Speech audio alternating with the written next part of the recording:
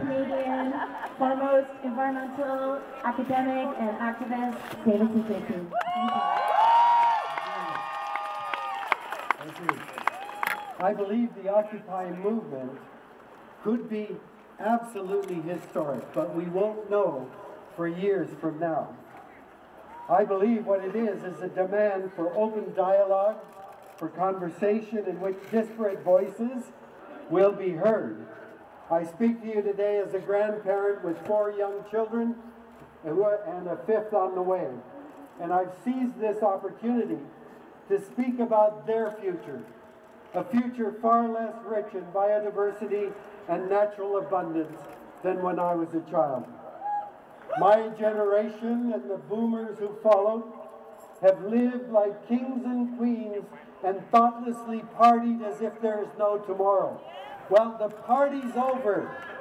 We've got to remember those old aphorisms, clean up our mess, and start thinking about our grandchildren. I'm a scientist, and what we do is to probe the mysteries of the cosmos, to uncover laws and principles that explains what's going on in the world and how we can live within it. Biology dictates our absolute need for clean air, clean water, clean soil, clean energy and biodiversity in order for us to survive and live in a healthy way. Those are laws of nature and we can't change them. We have to live within their boundaries.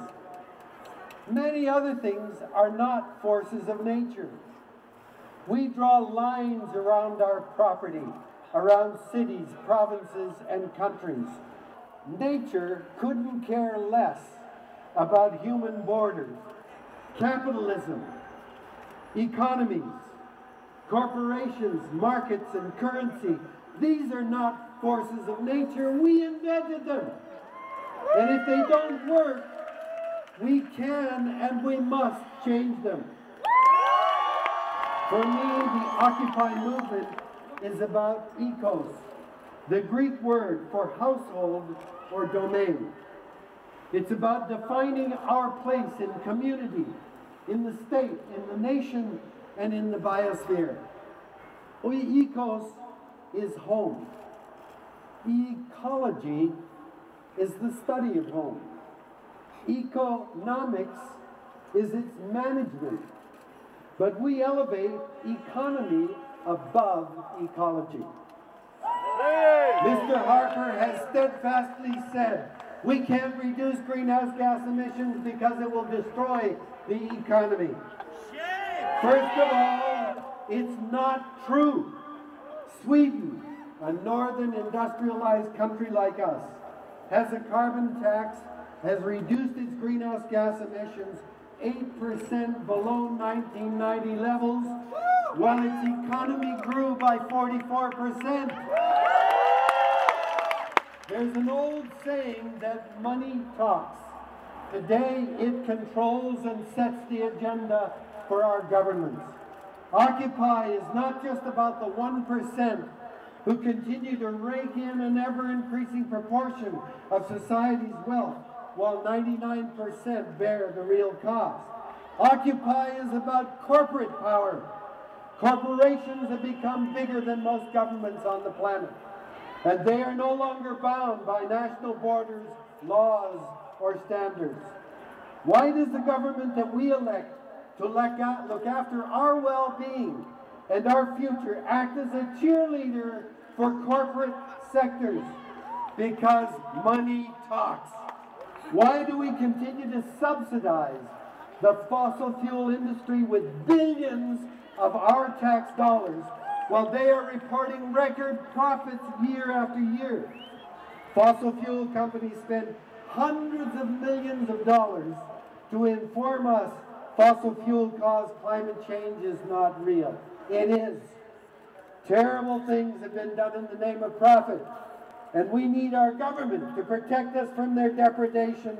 And we are here to ask, how much is enough?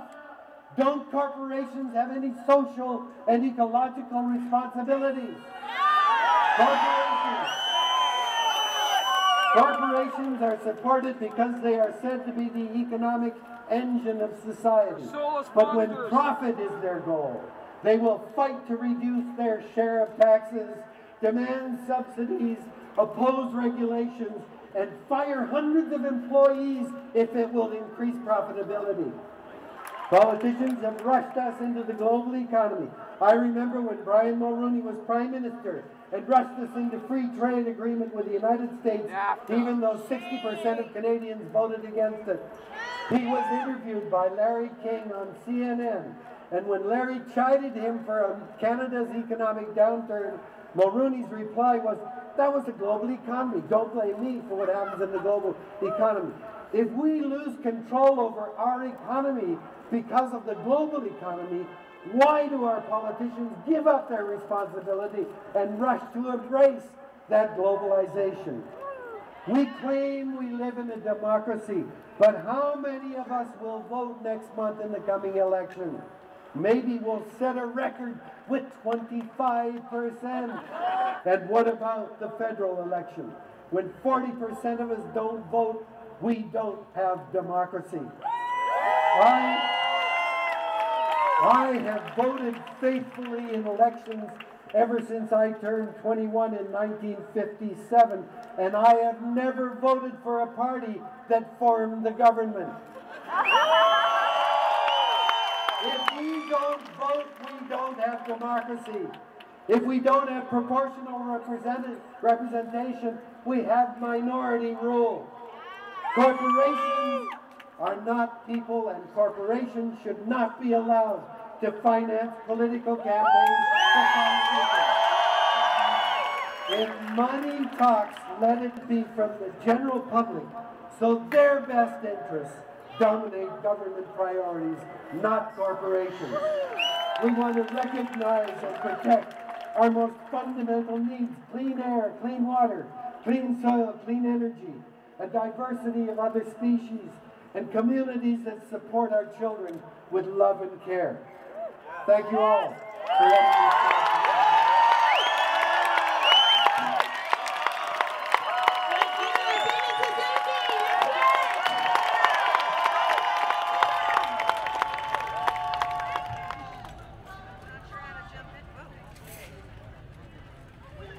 That's right, hippies at work, impressive, huh?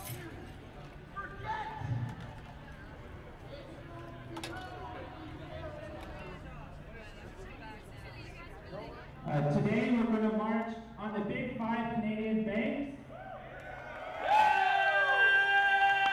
The march was scheduled for 2 p.m., which is any minute, so please consider that. And we're going to march peacefully to the 5 Canadian banks, and you will have the opportunity to close your accounts